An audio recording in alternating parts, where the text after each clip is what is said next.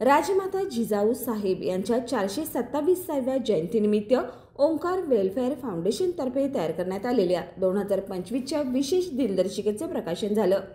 या दिनदर्शिकेत छत्रपती शिवाजी महाराजांच्या स्मृती जपणाऱ्या सेरोपेजिया शिवरायांना या विशाळगड परिसरातील नव्याने शोधलेल्या कंदील पुष्प वनस्पतीबद्दल माहिती समाविष्ट करण्यात आली आहे।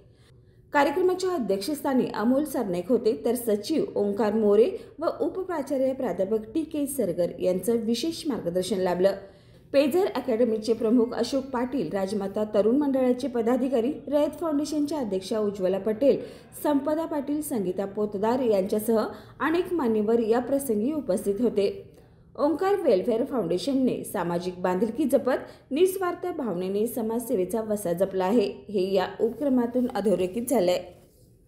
बाळ, फ्रीजमधून श्रीखंड काढ ना। आम्ही पूर्वी घरीच बनवायचो श्रीखंड, त्याची चवच वेगळी होती। आता काय सगळं रेडीमेड। आजी, हे श्रीखंड खाऊन बघ।